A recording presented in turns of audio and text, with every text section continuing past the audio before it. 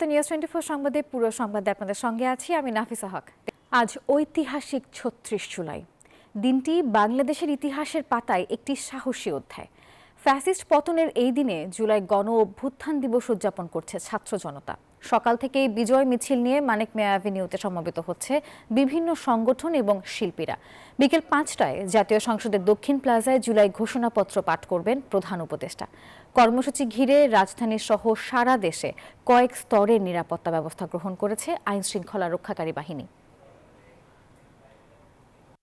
সন্ত্রাস মুক্ত, স্বৈরাচার মুক্ত এবং দুর্নীতি মুক্ত দেশ হিসেবে বিশ্বের বিভিন্ন উন্নত দেশের মতো এগিয়ে যাবে, সেটি আমরা প্রত্যাশা করি। আমাদের ছেলে মেয়েরা নিরাপদ থাকবে। আমরা আমাদের বাংলাদেশি হিসাবে যতটুকু দেশে এবং দেশের বাহিরে যতটুকু আমাদের অধিকার পাওয়া দরকার, সরকার সেটার জন্য কাজ করবে। আমাদের জনগণের স্বার্থের কথা চিন্তা করে জনগণের পক্ষে হয়ে আমাদের জন্য কাজ করবে, সেটাই আমরা চাই। দর্শক, জাতীয় সংসদ ভবন এলাকায় রয়েছেন আমাদের সহকর্মী নাইমাল জিকো এবং মাসুদ সুমন। আমরা শুরুতেই যাচ্ছি আমাদের সহকর্মী নাইমাল জিকোর কাছে। জিকো, জানাবেন মানিক মিয়া অ্যাভিনিউতে এখনকার কি পরিস্থিতি আপনি দেখছেন?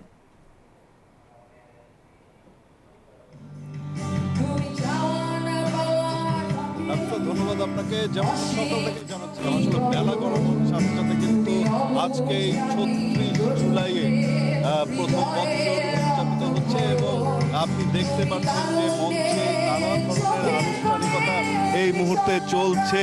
তাসফির গান অনুষ্ঠিত হচ্ছে এবং আজকের এই দিনটিকে উদযাপন করার জন্য কিন্তু হাজার হাজার মানুষ এই বৃষ্টির বাধা উপেক্ষা করে কিন্তু বাংলাদেশের পতাকা হাতে তুলে নিয়ে এখানে এসে জড়ো হয়েছেন এবং আজকের এই দিনটিকে আসলে উৎসবে ভরিয়ে তোলার জন্য, আনন্দে মেতে ওঠার জন্য কিন্তু আজকে এসেছেন। যেমনটি জানেন যে আজকে এই ৫ আগস্ট ৩৬ জুলাই স্বৈরশাসক শেখ হাসিনা পতন হয়েছিল এবং সেই দিনটিতে আসলে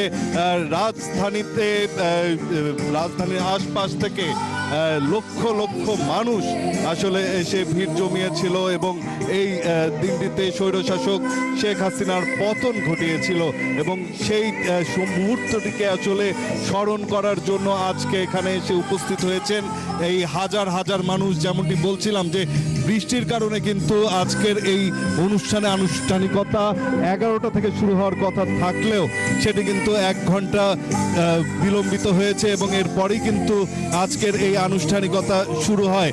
তবে মানুষের মধ্যে উৎসাহ উদ্দীপনা আমরা কমতি দেখিনি। মানুষ এখানে এসেছেন, এসে আজকের এই যে সাংস্কৃতিক অনুষ্ঠান, সংস্কৃতি মন্ত্রণালয় আয়োজন যেটি করেছে জুলাই পুনর্জাগরণ অনুষ্ঠান মালা, সেটি আসলে উপভোগ করতে এখানে এসে উপস্থিত হয়েছেন এবং প্রত্যেকটি মানুষ এখানে যারা এসেছেন তাদের সাথে আমাদের কথা হয়েছে। তারা সেই দিনটিকে যেমন স্মরণ করছেন, তেমনই কিন্তু আজকের এই দিনে জুলাই শহীদ যারা রয়েছেন, যারা আহত হয়েছেন তাদের প্রতি শ্রদ্ধা জ্ঞাপন করছেন। তাদের যারা শহীদ হয়েছেন তাদেরকে গভীরভাবে শ্রদ্ধার সাথে কিন্তু স্মরণ করতে দেখেছি এবং এই জুলাই গণ অভ্যুত্থান যে কারণে হয়েছিল সেই গণ অভ্যুত্থানের যাতে সঠিক বিচারটা তারা পান, ন্যায্য পাওনা যেটি মানুষ চেয়েছিলেন সেটি যাতে পাওয়া যায়, সেই জন্য কিন্তু এখানে এসে আজকে মানুষ উপস্থিত হয়েছেন এবং তারা তাদের দাবিগুলো কিন্তু জানাচ্ছেন। আমার সহকর্মী মাসুদ সুমন ঠিক স্টেজের অপর প্রান্তে রয়েছেন, সেখানে তার কাছে জানতে চাবো আসলে মানুষের উপস্থিতি আপনি কেমন দেখছেন এবং মানুষের মধ্যে উৎসাহ উদ্দীপনাটা কেমন রয়েছে আজকের এই দিনটিকে ঘিরে। মাসুদ সুমন।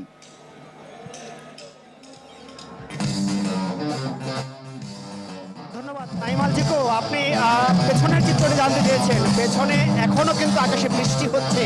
এই বৃষ্টি উপেক্ষা করে হাজার হাজার মানুষ কিন্তু এখনো ছোট ছোট মিছিল নিয়ে এখানে আসছেন এবং আপনারা দেখছেন লাল সবুজের যে পতাকা, যেই পতাকার জন্য রাজপথে 36 দিন তাজা রক্ত বিলিয়ে দিয়েছে, পুলিশের মুহুর্মুহুর গুলির সামনে নিজের জীবন বিলিয়ে দিয়েছে, বুক পেতে দিয়েছে। হাজার হাজার মানুষের জীবনের বিনিময়ে যেই দ্বিতীয় স্বাধীনতাটি অর্জন করেছে, দেশ থেকে 15.5 বছরের স্বৈর শাসককে বিতাড়িত করেছে, এই দিবস থেকে কিন্তু এই বৃষ্টি তাদের থামাতে পারেনি। তারা উদযাপনে লাল সবুজের পতাকা উঠিয়ে হাত নাড়িয়ে মিছিলে স্লোগানে প্রমাণ করছে তারা এখনো জেগে আছে। তারা বলছেন, তাদের সাথে কথা বলেছি, বলছেন শুধুমাত্র শেখ হাসিনার পলায়ন নয়, এই দিনটিতে 17 বছরে 18 কোটি মানুষকে যারা গলা চিপে ধরেছিল, যারা কথা বলার অধিকার কেড়ে নিয়েছিল, ভোটের অধিকার কেড়ে নিয়েছিল, বাঁচার অধিকার কেড়ে নিয়েছিল, বিপক্ষে মত থাকলেই যারা গুমের শিকার হতো, সেই সব অপশাসনকে মুক্ত করেছিল, গণতন্ত্র মুক্তি পেয়েছিল এই দিনে। ফলে এই দিনটিকে তারা উৎসবমুখর পরিবেশে উদযাপন করে দিনটিকে স্মরণীয় করতে রাখতে যাচ্ছেন। এখানে যেমনটি আপনারা দেখছেন পতাকা উড়াচ্ছে, এখানে শহীদদের পরিবারের সদস্যরা এসেছেন, একই সাথে এসেছেন আহতরা। আমরা দেখেছি পায়ে গুলিবিদ্ধ শিশু, সে খাঁচা পরে এখনো এখানে উদযাপন করতে এসেছে, সম্পূর্ণ সুস্থ না হলেও এমন অনেক আহতরাও এসেছেন। বলছেন যেই স্বপ্নের দেশ বিনির্মাণে তারা নিজের জীবন বিলিয়ে দিয়েছে ভাইয়েরা, নিজের শরীরের অঙ্গ নষ্ট হয়েছে, সেই দেশ গঠনে তারা সারা জীবন চেষ্টা করবেন, এমনটাই বলছেন। এখনো এখানে যেমনটি কনসার্ট শুনছেন, এটি কিন্তু ঠিক 5টা পর্যন্ত চলবে। 5টায় জুলাই ঘোষণাপত্র হবে, তারপরে আবার মাগরিবের নামাজের পর থেকে আবার কিন্তু কনসার্ট হবে, এবং দিন যতই যাচ্ছে, বেলা যতই যাচ্ছে, ততই কিন্তু মানুষের উপস্থিতি এখানে বাড়ছে। মাথায় পতাকা বেঁধে, লাল কাপড় বেঁধে, হাতে পতাকা নিয়ে বাবারা যেমন শিশুদের নিয়ে এসেছেন, তেমনি আমাদের এখানে মহিলারা এসেছেন, নারীরা এসেছেন, এমনকি যারা বিদেশে থাকেন এই দিনটিকে উদযাপন করার জন্য কিন্তু এই মানিক মিয়া এভিনিউতে এসেছেন। পাশাপাশি আপনাদের আরেকটি বিষয় জানিয়ে রাখি, এই যে যারা এখানে বাবারা সন্তানদের নিয়ে এসেছেন, তারা বলছেন যে এই যে 36 দিনের সংগ্রাম, বাংলাদেশের ইতিহাসের সবচেয়ে দীর্ঘমেয়াদী ফ্যাসিস্টের যে বিদায়, তার ইতিহাসের সাক্ষী করতে কিন্তু তাদের শিশুদের নিয়ে এসেছেন, এবং আহত যোদ্ধারা এবং তাদের পরিবারের সদস্যরা এবং ছাত্র জনতারা কিন্তু বলছেন এই দেশে আর কোনো ফ্যাসিস্টের উত্থান হবে না।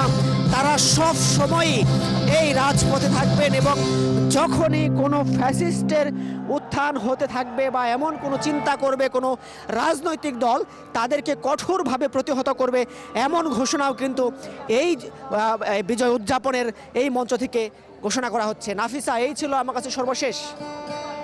মাসুদ সুমন এবং নাইমালজিকে আপনাদের ধন্যবাদ। জুলাই ঘোষণাপত্র পাঠ অনুষ্ঠানে অংশ নিতে দেশের বিভিন্ন জেলা থেকে বিশেষ ট্রেনে করে ঢাকায় আসছে মানুষ। সকাল থেকেই রাজধানীর কমলাপুর রেল স্টেশনে আসতে শুরু করে ট্রেনগুলো। সকাল 10টায় রংপুর থেকে আসে রংপুর স্পেশাল, 11টার দিকে নারায়ণগঞ্জ থেকে আসে আরও একটি ট্রেন। এভাবে চট্টগ্রাম, সিলেট, রাজশাহী সহ কয়েকটি জেলা থেকে আসবে মোট 8টি বিশেষ ট্রেন। ছাত্র জনতারা জানান, নতুন বাংলাদেশ বিনির্মাণের সহযাত্রী হতে চান তারা। মানে দেশটাকে পুনর্নির্মাণ করতে চাই, তাহলে জুলাই ঘোষণাপত্র এমনভাবে হতে হবে যাতে কাউকে এরকম বঞ্চিত করা না হয়। হ্যাঁ, কেউ নিজস্ব মানে এককভাবে কেউ ক্রেডিট নিতে না পারে। হ্যাঁ, জুলাই সনদপত্র খুবই দরকারি, এটা খুবই প্রয়োজনীয় এখন, কারণ কেউ অস্বীকার করতে পারবে না এটা যে জুলাই গণঅভ্যুত্থানে অত বড় অবদান রাখছে মানুষ, এটা কেউ আর অস্বীকার করতে পারবে না। এটা আমি বাংলাদেশ দেখতে চাই সুন্দর, শান্তির এবং সম্প্রীতি, এবং সবাই মিলেমিশে থাকবে এবং দেশের জন্য সবাই কাজ করবে, এই আশা ব্যক্ত করি। জুলাইয়ের ঘোষণাপত্র দিতেছে, বিচারের সংস্কার হবে, যারা আমাদের উপর আমাদের ভাইদেরকে হত্যা করেছে, আমাদের উপর হামলা করেছে, তাদের বিচারের ঘোষণা করা হবে। দর্শক, কমলাপুর রেল স্টেশনে আছেন আমাদের সহকর্মী শাহরিয়ার কবির, যুক্ত হচ্ছি শাহরিয়ার কবিরের সঙ্গে। শাহরিয়ার, জানাবেন যারা বিভিন্ন জেলা থেকে এসেছেন বা এখনো আসছেন, তাদের মধ্যে উৎসাহ উদ্দীপনা আপনি ঠিক কতটা দেখতে পেয়েছেন এবং কি বলছেন তারা? জি নাফিসা, ধন্যবাদ আপনাকে। আমি এর আগের সঙ্গত যেমনটি জানাচ্ছিলাম যে আজ জানেন যে সে ঐতিহাসিক দিন, জুলাইয়ের গণ অভ্যুত্থানের প্রথম বর্ষপূর্তি, এবং এই বর্ষপূর্তি উদযাপন উপলক্ষে রাজধানীর সংসদ ভবনে কিন্তু জুলাই 36 উদযাপন অনুষ্ঠান করা হচ্ছে, এবং সেখানে বিকেল 5টা নাগাদ অন্তর্বর্তী সরকার কিন্তু জুলাই ঘোষণাপত্র পাঠ করবেন, এবং এই জুলাই ঘোষণাপত্র পাঠের অংশ নিতেই কিন্তু দেশের বিভিন্ন প্রান্ত থেকে সাধারণ মানুষ, ছাত্র জনতা কিন্তু ছুটে আসছে ঢাকার উদ্দেশ্যে। আপনাকে একটু জানিয়ে রাখি যে ঠিক বেলা 10টার দিকে কিন্তু রংপুর থেকে রংপুর স্পেশাল একটি ট্রেন ছেড়ে আসে এবং কমলাপুর রেল স্টেশনে এসে অবস্থান নেয়, এবং এরপরে কিন্তু ধারাবাহিকতায় সিলেট থেকে এবং নারায়ণগঞ্জ থেকে আরও 2টি ট্রেন কিন্তু আসে। তাদেরকে জিজ্ঞেস করেছিলাম আসলে ট্রেনে তাদের যাত্রার অভিজ্ঞতার কথা। তারা কিন্তু জানিয়েছেন যে সম্পূর্ণ নির্বিঘ্নে কিন্তু তারা এই ঢাকায় পৌঁছাতে পেরেছেন এবং কোনো ধরনের ভাড়া কিন্তু তাদেরকে দিতে হয়নি। তো সব মিলিয়ে তারা কিন্তু বেশ উচ্ছ্বাস প্রকাশ করেছেন এবং তারা যেটি মূলত জানিয়েছেন যে এই জুলাই ঘোষণাপত্রকে নিয়ে তাদের যে স্বপ্ন, আশা, আকাঙ্ক্ষা দেশ এবং জাতির, সেটি কিন্তু আজকে বাস্তবায়ন হবে বলে কিন্তু তারা প্রত্যাশা করছে। তো নাফিসা, এই ছিল আমার কাছে কমলাপুর থেকে সর্বশেষ। গণতান্ত্রিক, মানবিক ও বৈষম্যহীন রাষ্ট্র প্রতিষ্ঠার আহ্বান জানিয়েছেন প্রধান উপদেষ্টা ডক্টর মোহাম্মদ ইউনূস। সকালে জুলাই গণ অভ্যুত্থান দিবসের আয়োজনে দেয়া বক্তব্যে এই আহ্বান জানান তিনি।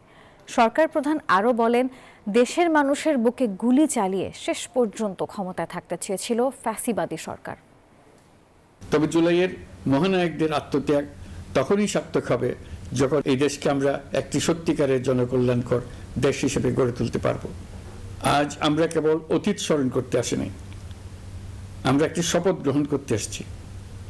শপথ এই, আমরা কোনো ধরনের নিপীড়নের কাছে মাথা নোয়াব না।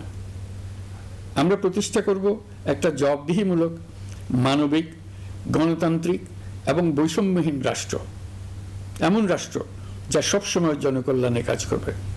জুলাই শহীদদের আত্মত্যাগ আমরা বৃথা যেতে দেব না। তাদের আত্মত্যাগই হবে আমাদের পথ চলার প্রেরণা, তাদের স্বপ্নই হবে আমাদের আগামী বাংলাদেশের নির্মাণ রেখা। জুলাই গণ অভ্যুত্থান দিবস উপলক্ষে আজ রাত 8:20 জাতির উদ্দেশ্যে ভাষণ দেবেন প্রধান উপদেষ্টা ডক্টর মোহাম্মদ ইউনূস। প্রধান উপদেষ্টার ভেরিফাইড ফেসবুক অ্যাকাউন্টে আজ দুপুর 1:45টার দিকে পোস্ট দিয়ে এই তথ্য জানানো হয়েছে। বাংলাদেশ টেলিভিশন, বিটিভি নিউজ ও বাংলাদেশ বেতার ভাষণটি একযোগে সরাসরি সম্প্রচার করবে। ভাষণে অন্তর্বর্তী সরকারের 1 বছরের কর্মকাণ্ড, জুলাই গণহত্যার বিচারের অগ্রগতি এবং চলমান সংস্কার কার্যক্রমের সারসংক্ষেপ তুলে ধরতে পারেন প্রধান উপদেষ্টা। আর এর পাশাপাশি জাতীয় সংসদ নির্বাচন 2026 সালের কোন মাসে অনুষ্ঠিত হবে তা নির্দিষ্ট করে ঘোষণা করতে পারেন তিনি।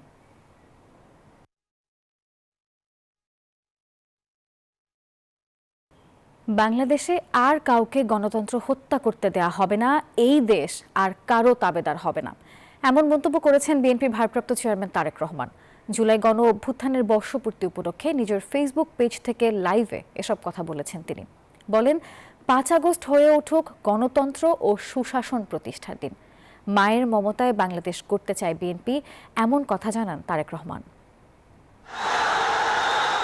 উত্তাল জুলাই আগস্টের পুরোটা সময় সুদূর লন্ডন থেকে দেশের গণতন্ত্রকামী মানুষকে এক সুতোয় বেঁধে রেখেছিলেন বিএনপির ভারপ্রাপ্ত chairman Tarique Rahman. 5 August fascist Sheikh Hasina পতনের পরও দেশের স্বার্থে প্রতিশোধের বদলে সবাইকে দায়িত্বশীল আচরণের আহ্বান জানান তিনি। ঐতিহাসিক 5 আগস্ট উপলক্ষে নিজের ফেসবুক পেজে লাইভে বক্তব্য দেন বিএনপির ভারপ্রাপ্ত চেয়ারম্যান। বলেন, শেখ হাসিনা গুম, খুন আর নিপীড়নের মাধ্যমে যে ফ্যাসিবাদ প্রতিষ্ঠা করেছিল তা ইতিহাসের সব বর্বরতাকে হার মানিয়েছে। যারা কৌশলে ফ্যাসিবাদী শাসনের সঙ্গে বর্তমান অন্তর্বর্তীকালীন সরকারের তুলনা করতে চান, তাদেরকে স্মরণ করিয়ে দিয়ে বলতে চাই, 5ই আগস্ট বাংলাদেশে যা ঘটেছে এটি শুধু বাংলাদেশ নয়, বিশ্বের ইতিহাসেও মনে হয় নজিরবিহীন। 5ই আগস্ট গণভবন ছেড়ে ফ্যাসিস্ট পালিয়েছে, সংসদ ভবন রেখে তথাকথিত সাংসদ পালিয়েছে, আদালত ছেড়ে প্রধান বিচারপতি পালিয়েছে। শহীদদের আকাঙ্ক্ষা বাস্তবায়নে গণতান্ত্রিক ও মানবিক বাংলাদেশ গড়ার সুদৃঢ় প্রত্যয় ব্যক্ত করেন বিএনপির ভারপ্রাপ্ত চেয়ারম্যান। একজন মায়ের চোখে বাংলাদেশ যেমন, আমরা তেমন একটি বাংলাদেশ গড়তে চাই যেখানে দল, মত, ধর্ম, বর্ণ নির্বিশেষে বিশ্বাসী, অবিশ্বাসী, সংশয়বাদী প্রতিটি সন্তান, প্রতিটি মানুষ নিরাপদে থাকবে। আজ এবং আগামীর প্রতিটি 5ই আগস্ট হয়ে উঠুক গণতন্ত্র, সুশাসন প্রতিষ্ঠা আর মানবিক মানুষ হয়ে ওঠার অঙ্গীকারের দিন। প্রায় 14 মিনিটের বক্তব্যে তিনি বলেন, দেশের মানুষের হাতে ক্ষমতা ফিরিয়ে দিতে সব পর্যায়ে সরাসরি ভোটে নির্বাচনের বিকল্প নেই। বাংলাদেশে আর কখনোই ফ্যাসিবাদ কায়েম হবে না ইনশাআল্লাহ। কাউকে গণতন্ত্র হত্যা করার সুযোগ দেওয়া হবে না। বাংলাদেশকে আর কখনোই তাবেদার রাষ্ট্রে পরিণত করতে দেওয়া হবে না ইনশাআল্লাহ। আমি মনে করি এসব প্রশ্নে জাতীয় ঐক্য বহাল আছে, থাকবে ইনশাআল্লাহ। তারেক রহমান বলেন, ৭১-এর শহীদদের যেমন বাংলাদেশ ভুলেনি, তেমনই ২৪-এর শহীদদেরও ভুলবে না। সাইফুল ইসলাম, নিউজ 24, ঢাকা। ১-১১ সংখ্যা নিয়ে তথ্য উপদেষ্টার ফেসবুক পোস্টকে দায়িত্বজ্ঞানহীন বলে মন্তব্য করেছেন বিএনপির সিনিয়র যুগ্ম মহাসচিব রুহুল কবির রিজভী। মঙ্গলবার দুপুরে নয়াপল্টনে সংবাদ সম্মেলনে এই মন্তব্য করেছেন তিনি। বলেন, সরকারের উচিত গণতন্ত্রের স্বার্থে নির্বাচনের একটি রোডম্যাপ ঘোষণা করা। শেখ হাসিনার জুলুম নিপীড়নের বিরুদ্ধে রুখে দাঁড়িয়ে ৫ আগস্ট কাঙ্ক্ষিত বিজয় এনেছিল সর্বস্তরের জনতা। জুলাই অভ্যুত্থানের বর্ষপূর্তি উদযাপনে কাল ঢাকাসহ সারা দেশে জেলা ও মহানগর পর্যায়ে বিজয় র্যালি করবে বিএনপি, এমনটি জানিয়েছেন রুহুল কবির রিজভী। সরকারের ভেতর থেকে এই ধরনের কাণ্ডজ্ঞানহীন উক্তি করা এটা যৌক্তিক নয়। এটা তো আমরা কি বলে ফ্যাসিবাদী আমলেই শুনেছি। যখন আন্দোলন তীব্র হয় বা কিছু হয় তখন তারা ওইটাই বলতো যে ১-১১ আমরা পাচ্ছি, পদধ্বনি পাচ্ছি। শেখ হাসিনা বলেছে, ওবায়দুল কাদের বলেছে। তো আজকে অন্তর্বর্তীকালীন সরকারের ভিতরে যারা আছেন তারা এই কথা বলার অর্থ, তারা কি জনদৃষ্টিকে ডাইভার্ট করতে চান? এই সমস্ত বক্তব্য একেবারে বালক সুলভ বক্তব্য, শিশু সুলভ বক্তব্য, ইনফ্যান্টাইল ম্যাডনেস বলে আমি মনে করি। স্বৈরাচার ব্যবস্থা পতনের পর মানুষের যে আকাশচুম্বী প্রত্যাশা ছিল তা পূরণে ব্যর্থ হয়েছে অন্তর্বর্তী সরকার। বন্ধ হয়নি দুর্নীতি, চাঁদাবাজি, এমনকি ক্ষমতার অপব্যবহারও। অভ্যুত্থানের ১ বছর পরেও মাঠে পুরোদমে সক্রিয় হয়নি আইনশৃঙ্খলা বাহিনী। বিশ্লেষকরা বলছেন, সরকারের সঠিক পরিকল্পনার অভাবেই এমন ব্যর্থতা। তবে বিভিন্ন বিষয়ে রাজনৈতিক দলগুলোকে এক টেবিলে নিয়ে আসায় সরকারের সফলতাও দেখছেন তারা। মানসারুল ইসলামের প্রতিবেদনে দেখুন এই নিয়ে বিস্তারিত। ৫ আগস্ট ২০২৪, ৩৬ দিনের ছাত্র জনতার গণ অভ্যুত্থানে পতন ঘটে শেখ হাসিনা সরকারের। জনগণের রোষানল থেকে বাঁচতে সেদিন দেশ ছেড়ে পালিয়ে ভারতে আশ্রয় নেন শেখ হাসিনা ও তার দলের অনেক নেতাকর্মী। স্বৈরাচার শেখ হাসিনা পতনের পর ৮ আগস্ট নতুন বাংলাদেশের দায়িত্ব নেয় নোবেল জয়ী ডক্টর ইউনূসের নেতৃত্বাধীন অন্তর্বর্তী সরকার। রাষ্ট্র গঠনের সেই ক্রান্তিকালে সরকারের অংশ হন অভ্যুত্থানের নেতৃত্ব দেওয়া ৩ ছাত্র উপদেষ্টা। অন্তর্বর্তী সরকারের উপর সাধারণ মানুষের প্রত্যাশার যেন শেষ ছিল না। কিন্তু ১ বছর পর বড় প্রশ্ন, সেই প্রত্যাশার কতটুকু পূরণ করতে পেরেছে অন্তর্বর্তী সরকার? রাষ্ট্র সংস্কারের যে মূল জায়গাটা, বৈষম্যের জায়গা, মানবাধিকারের জায়গা বা মত কি আমরা প্রকাশ করতে পারছি, সেটাও করা যাচ্ছে না। সেই জায়গাটাতে আমি মনে করি যে আরো কাজ করার সুযোগ হয়েছিল, বা বলতে পারি যে এক ধরনের ব্যর্থতা আমরা দেখতে পাই। এখনো ভয়ঙ্কর করাপশন হচ্ছে সরকারি বিভিন্ন অফিসে। অ্যাডমিনিস্ট্রেটর হিসেবে, প্রশাসক হিসেবে, রাষ্ট্রের প্রধান উপদেষ্টা বা প্রধানমন্ত্রী তো একজন প্রশাসক, উনি খুব বাজেভাবে ফেল করেছেন। বৈষম্য, তারপরে দুর্নীতি, সেইগুলোর অবসান দেখতে চেয়েছিলাম। সেইগুলোর ক্ষেত্রে যে অর্জন, সেটা আমাদের কাছে খুব আশাপ্রদ না। বিশ্লেষকরা বলছেন, পরিবর্তনের প্রতিশ্রুতি দিয়ে দায়িত্ব নেওয়া উপদেষ্টাদের কাজ সচিবালয় কেন্দ্রিক হওয়ায় সাধারণ মানুষের প্রত্যাশা পূরণে ব্যর্থ হয়েছে। এই উপদেষ্টা পরিষদ তারা মানুষের সাথে সংযোগ করতে পারেন নাই। তাদের কর্মকাণ্ড সচিবালয় কেন্দ্রিক, ফলে জনমানুষের যে প্রত্যাশাটা সরাসরি তাদের কাছে উপস্থাপনেরও কোনো সুযোগ নেই। একদিকে তারা যেমন এক্সাম্পল সৃষ্টি করতে পারেনি, মানুষের সাথে সংযোগ স্থাপনের মাধ্যমে মানুষের মনের মণিকোটায় দীর্ঘদিন স্থায়ী হবে এরকম খুব কম কাজ বোধহয় উপদেষ্টারা করতে পেরেছে। তবে এসব ব্যর্থতার মধ্যেও রিজার্ভ বৃদ্ধি, মুদ্রাস্ফীতি কমা, যুক্তরাষ্ট্রের আরোপিত শুল্ক সহনীয় পর্যায়ে নিয়ে আসা, গণহত্যার দায়ে আওয়ামী লীগের বিচারকে সরকারের বড় সফলতা হিসেবে দেখছেন বিশ্লেষকরা। হজ ম্যানেজমেন্টে সরকার ভালো করেছে, খুবই স্মুথলি ম্যানেজড হয়েছে। বাংলাদেশ ব্যাংক, যিনি গভর্নর আছেন, তিনি তার নিয়োগ এবং তিনি যেভাবে স্বাধীনভাবে কাজ করছেন, সেটা সুন্দরভাবে কাজ করতে পারছেন স্বাধীনভাবে। সব দিক থেকে দেশের যে দায়িত্ব নিয়ে তারা যেখানে দেশটাকে এনেছেন, সেটার জন্য তারা ধন্যবাদ পাওয়ার যোগ্য। ব্যাংক রিজার্ভ বেড়েছে, ও রমজানের দ্রব্যমূল্যের স্বস্তিও ছিল।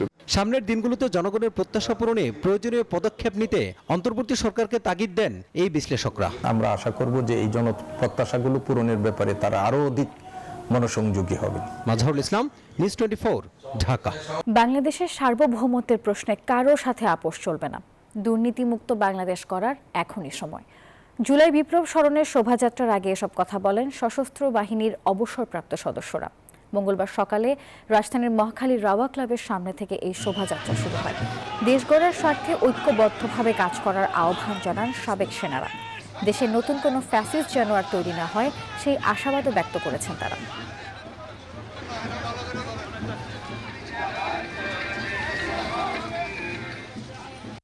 দুর্নীতিমুক্ত নিরাপদ বাংলাদেশ গড়ার। আমরা যদি এখনই না পারি তাহলে হয়তো আর কোনোদিনই পারবো না।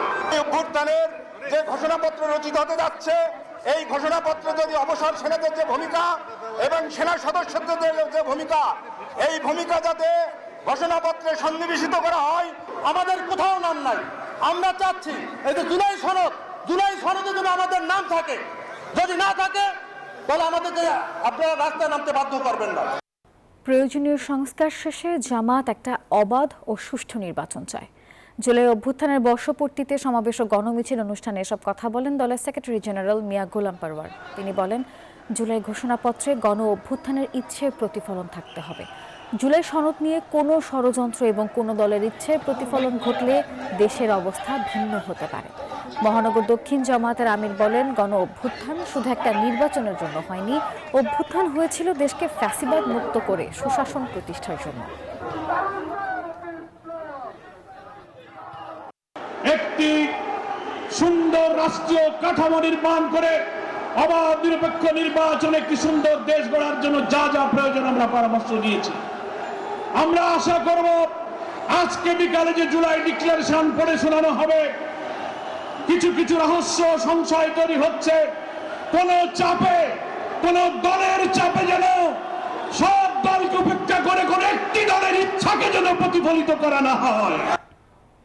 জুলাই ঘোষণাপত্র পাঠের অনুষ্ঠানে যোগ দেবে না বাংলাদেশ বিপ্লবী ওয়ার্কার্স পার্টি।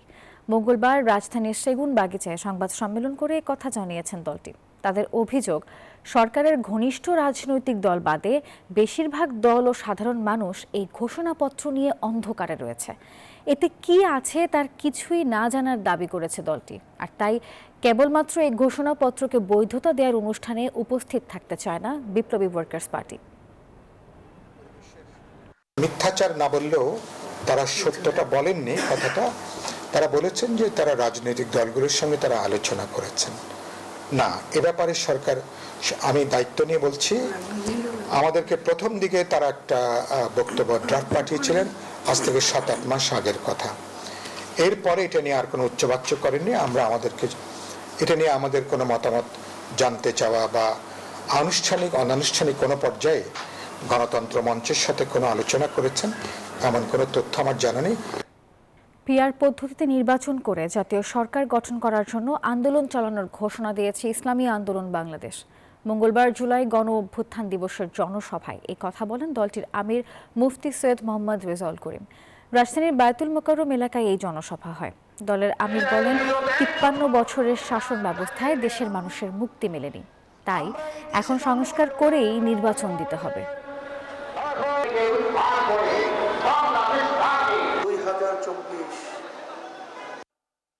5ই আগস্টের পরে আজকে বাংলাদেশ নতুন গড়ার একটা ক্ষেত্র তৈরি হয়েছে। এই সুন্দর ক্ষেত্রকে যেন আমরা নষ্ট না করি, এইভাবে আমাদের সজাগ থাকতে হবে। আমরা সবাই একাকার হয়ে পিআর পদ্ধতি নির্বাচনের মাধ্যমে জাতীয় সরকার তৈরি করে আমরা এই দেশকে সুন্দর করব। অবিলম্বে পলাতক শেখ হাসিনার বিচারের দাবি জানিয়েছে ঢাকা মহানগর ইসলামী ছাত্র শিবির।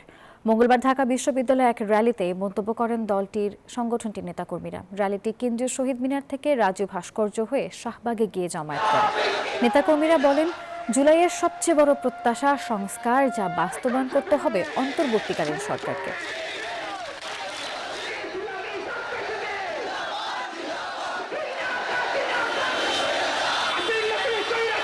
আমরা এখন চাই সমাজ থেকে বৈষম্য দূর করা, একটা সুন্দর আপনার হচ্ছে ইনসাফ, ন্যায় এবং ইনসাফের সমাজ নির্মাণ করা হচ্ছে আমাদের প্রত্যাশা আর কি।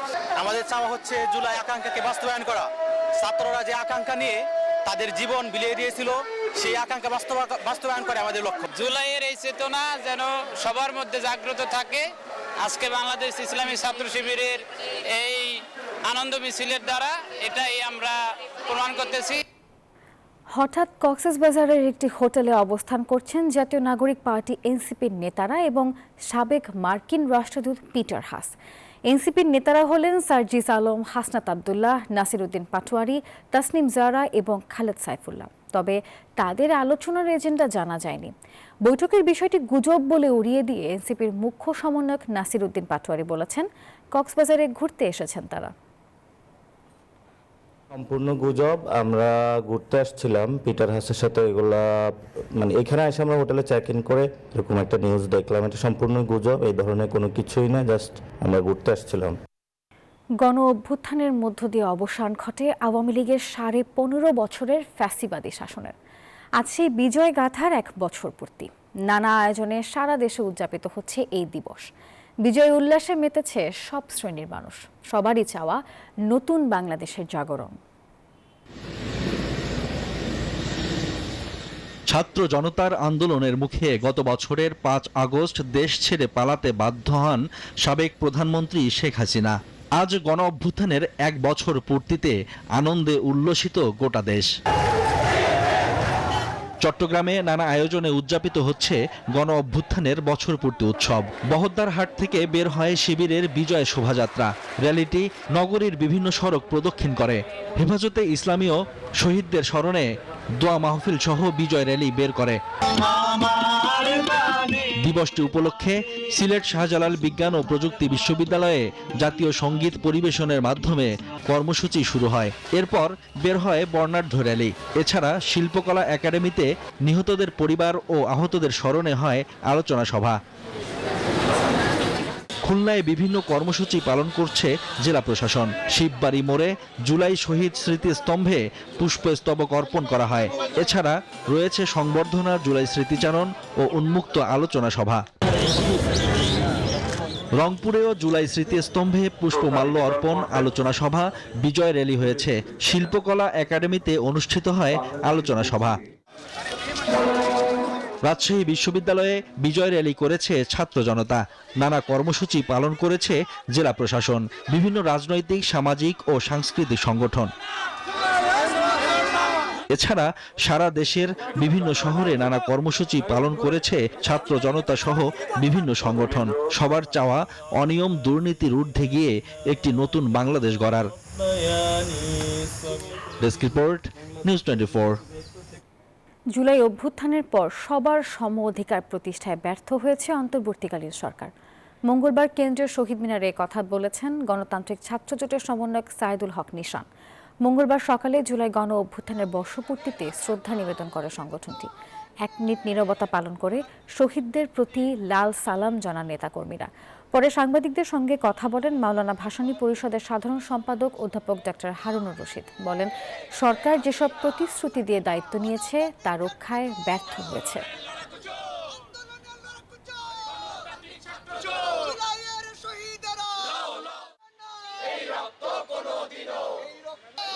আজকে যে নব্য ফ্যাসিবাদের যে উত্থান আমরা দেখতে পাচ্ছি, আমরা সেই নব্য ফ্যাসিবাদের বিরুদ্ধে আমাদের লড়াইটাকে অব্যাহত রাখবো, জারি রাখবো। বর্তমান সরকার তারা যে পথে হাঁটছে এবং বিভিন্ন ঘটনায় তারা যে কাজগুলি করছে, সেটা গণমাধ্যমের স্বাধীনতা থেকে শুরু করে আপনার হলো যে মানুষের যে আপনার দৈনিক যে নিরাপত্তার বিষয়, এই প্রতিটি ক্ষেত্রেই কিন্তু তারা তাদের সক্ষমতা দেখাতে পারেনি। ফ্যাসিস্টের সহযোগী শিক্ষক সহ জড়িত সবার বিচার নিশ্চিতের দাবি জানিয়েছেন ঢাবি সাদা দলের যুগ্ম আহ্বায়ক অধ্যাপক ডক্টর আব্দুস সালাম। মঙ্গলবার অপরাজেয় বাংলার সামনে এক আয়োজনে এই দাবি জানিয়েছেন তিনি। স্বৈরাচার পতনের বর্ষপূর্তিতে এই আয়োজন করে ঢাকা বিশ্ববিদ্যালয়ের সাদা দল। সমাবেশে আরও বক্তব্য রাখেন ঢাবি ট্রেজারার এম জাহাঙ্গীর আলম চৌধুরী ও সংগঠনের যুগ্ম আহ্বায়ক অধ্যাপক ডক্টর মোহাম্মদ আবুল কালাম সরকার। শিক্ষা প্রতিষ্ঠানে বৈষম্য দূর করতে সরকারকে উদ্যোগী হওয়ার আহ্বান জানিয়েছেন তারা। আমরা আশা করি গত বছরের যে আন্দোলন করেছি, সেই আন্দোলনের মাধ্যমে আগামী দিনে বাংলাদেশ হতে হবে বৈষম্যহীন সমাজ। যারাই রাস্তায় নেমেছিল সেই এই সারা বাংলাদেশের সব মানুষের মালিকানায় যেন থাকে এবং সবার অধিকার যেন এখানে বাস্তবায়িত হয়, সেটা কামনা করছি। তো ঢাকা বিশ্ববিদ্যালয় সহ অনেক জায়গায় আমরা সেই বিচার এখনো দেখতে পারতেছি না। অবিলম্বে সেই বিচারের ব্যবস্থা করতে হবে। ফ্যাসিস্ট সরকারে যারা দেশের বাইরে পালিয়ে আছেন তাদেরকে দেশে এনে বিচারের ব্যবস্থা করতে হবে। চলতি অর্থবছরের প্রথম মাস জুলাইয়ে $477 কোটি পণ্য রপ্তানি হয়েছে, আর এই রপ্তানি গত 25 মাসের মধ্যে সর্বোচ্চ। রপ্তানি উন্নয়ন ব্যুরো ইপিবি পণ্য রপ্তানির হালনাগাদ পরিসংখ্যান প্রকাশ করেছে। এতে দেখা যায় তৈরি পোশাকের পাশাপাশি চামড়া ও চামড়াজাত পণ্য, কৃষি প্রক্রিয়াজাত পণ্যের রপ্তানি বেড়েছে। হোম টেক্সটাইল, পাট ও পাটজাত পণ্য, প্রকৌশল পণ্য, হিমায়িত খাদ্য, প্লাস্টিক পণ্যের রপ্তানিও বেড়েছে আগের তুলনায় বেশি। পাকিস্তানের সাবেক প্রধানমন্ত্রী ইমরান খানের কারাগারে থাকার 2 বছর পূর্তি হলো মঙ্গলবার। দিনটিতে তার মুক্তির দাবিতে রাজপথে নামার ডাক দিয়েছে তার দল তেহরিকে ইনসাফ বা পিটিআই। সরকার উৎখাত না করা পর্যন্ত আন্দোলন চালানোর ঘোষণা দিয়েছে দলটি। এদিকে রাজধানী ইসলামাবাদ ও রাওয়ালপিন্ডিতে 144 ধারা জারি করেছে প্রশাসন। সব ধরনের সমাবেশ, অবস্থান ও বিক্ষোভ নিষিদ্ধ করা হয়েছে। একসঙ্গে 4 জনের বেশি ব্যক্তির সমাগমও নিষিদ্ধ হয়েছে। আগামী 10 আগস্ট পর্যন্ত এই নিষেধাজ্ঞা বলবৎ থাকবে। ত্রিদেশীয় ওয়ানডে সিরিজে আগামীকাল দক্ষিণ আফ্রিকা অনূর্ধ্ব 19 দলের বিপক্ষে মাঠে নামবে যুবা টাইগাররা। হারারেতে ম্যাচটি শুরু বাংলাদেশ সময়ে দুপুর 1:15টায়। গত 25 জুলাই থেকে বাংলাদেশ, দক্ষিণ আফ্রিকা ও স্বাগতিক জিম্বাবুয়ের মধ্যে এই সিরিজ চলছে। আসরের 3য় দফায় টাইগারদের প্রতিপক্ষ প্রোটিয়া যুবারা। টুর্নামেন্টের আগে 2বার মুখোমুখি হয়েছে এই 2 দল, জয় 1টি করে। অংশ নেওয়া 3 দল একে অপরের সঙ্গে 3বার করে মুখোমুখি হচ্ছে এই সিরিজে। দর্শক, আর এই ছিল নিউজ 24 সংবাদের এখনকার আয়োজনে। দেশে করোনা ভাইরাস এবং বিভিন্ন সংক্রমণের হার কিন্তু বেড়েছে, আর তাই সংক্রমণ থেকে সুরক্ষিত থাকতে ব্যবহার করুন সেফনিল ফেস মাস্ক। এতক্ষণ সঙ্গে থাকার জন্য ধন্যবাদ সবাইকে।